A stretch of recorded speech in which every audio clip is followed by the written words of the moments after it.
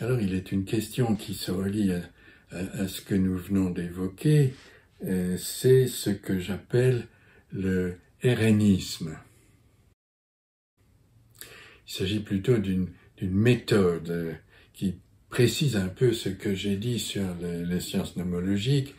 Le RNisme, ça veut dire la représentation dans un espace euclidien à n dimensions, c'est-à-dire la pensée des systèmes et des systèmes complexes par un certain nombre de paramètres qui peuvent changer et qui qualifient ce qu'on observe.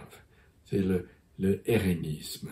Alors, on peut prendre précisément l'exemple de la cellule, la cytologie générale. La cytologie générale. Alors,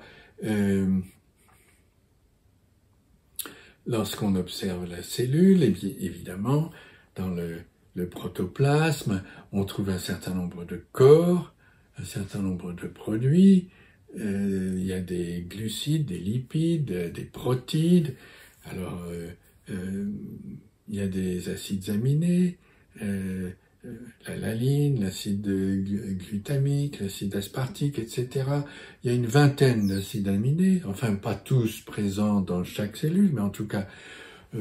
Et puis alors, il y a des membranes où les lipides interviennent, notamment, membrane extérieure, et puis pour les eucaryotes, une membrane autour du noyau qui contient des grosses molécules comme l'ARN et puis l'ADN à l'extérieur du noyau, les ribosomes, les mitochondries, et puis un certain nombre de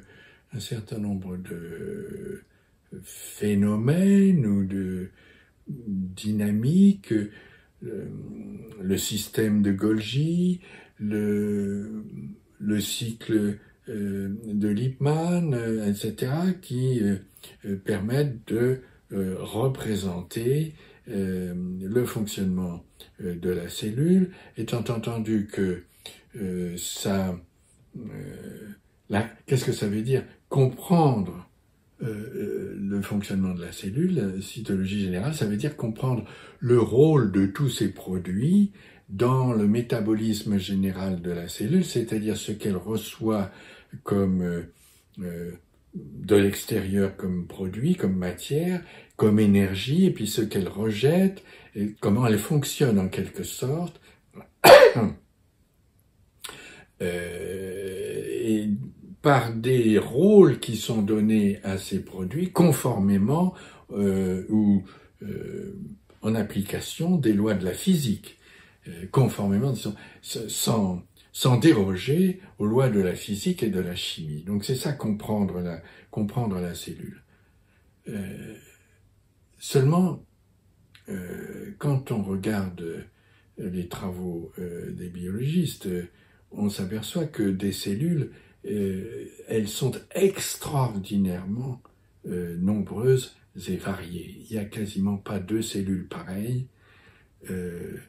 sauf à les prendre vraiment dans le même tissu du même être vivant.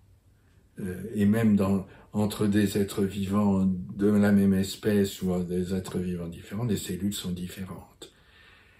Et alors ce qui se produit dans cette démarche, c'est que, eh bien, il y a des choses qui ne servent à rien. Il y a des choses qui ne servent à rien,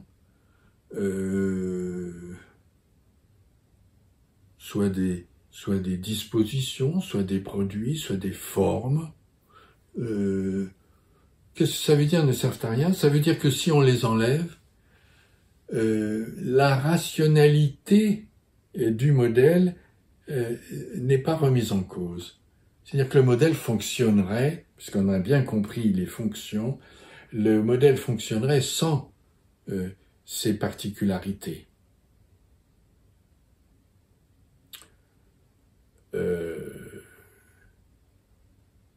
Alors,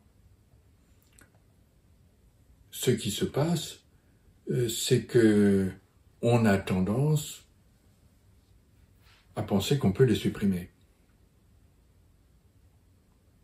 Précisément parce que les cellules qui nous sont proposées par la nature sont tellement variées, tellement diverses, que notre compréhension fabrique en quelque sorte des cellules axiomatiques dans lesquelles ces particularités sont carrément supprimées.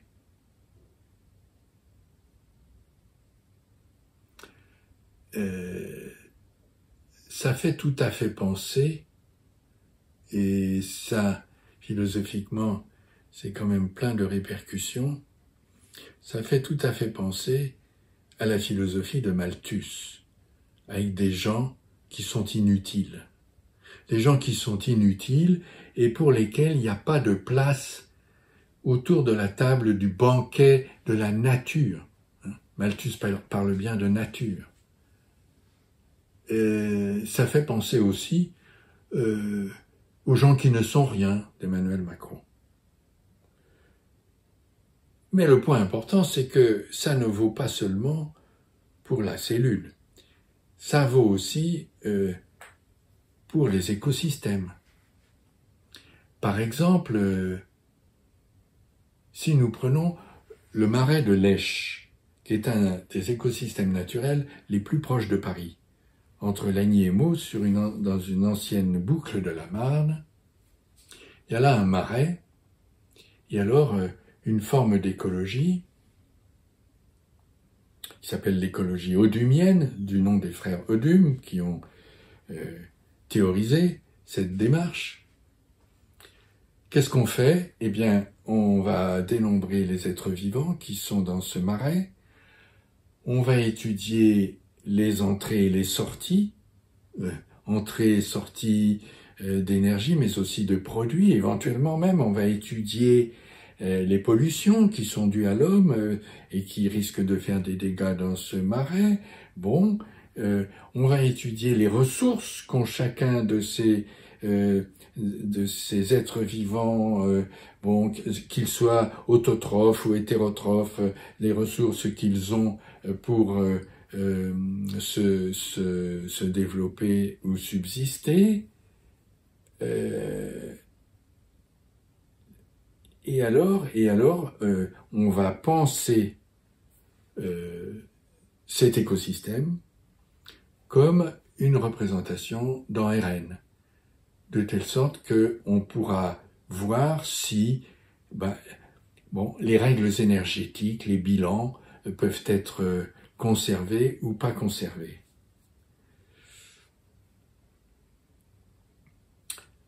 Dans cette approche de l'écologie, plusieurs auteurs ont dit, on fait un parallèle avec l'économie. Et en effet, l'économie aussi utilise des modélisations dans RN, fait du RNisme. Et on a même dit que les fonctions des êtres vivants, ça correspondait au métier en économie. De telle sorte qu'on a une écologie qui est facile à comprendre parce qu'elle utilise les mêmes concepts que l'économie, et en particulier l'économie néoclassique. Donc la fonction, ça devient le métier, etc. De telle sorte que le marais de l'Esch,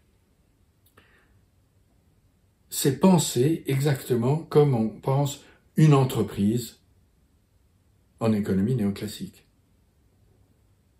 C'est-à-dire comme pensait Hayek, avec, disons, une fonction de production, les ressources, les dépenses, les coûts, une fonction de production, disons, de Cobb Douglas, pour qualifier le fonctionnement de l'écosystème. Et qu'est-ce qui se passe dans ces conditions? Il se passe que, on a négligé tout ce que on ne comprenait pas. Tout ce qu'on ne comprend pas, c'est gommé. Et donc on a de nouveau une situation où on a une axiomatisation du vivant, dans lesquelles en particulier tout ce qui est mutation, évolution dans un cadre naturel est gommé, considérés comme au hasard et sans importance. Et donc on retombe dans ce réductionnisme qui, à mon avis, malheureusement, gagne du terrain, alors que la bonne démarche, à mon avis, consisterait à avoir une écoute beaucoup plus ouverte, pour accompagner ce savoir de la nature qui résulte de sa très très longue expérience. Bien sûr, éventuellement réagir à certaines excentricités ou dangers que nous pouvons comprendre éventuellement qui se propagent ou qui se développent, mais surtout ne pas croire que nos petits modèles de dimension n et nos méthodes d'optimisation vont nous permettre de faire mieux que ce que la nature elle-même fait avec sa longue sagesse.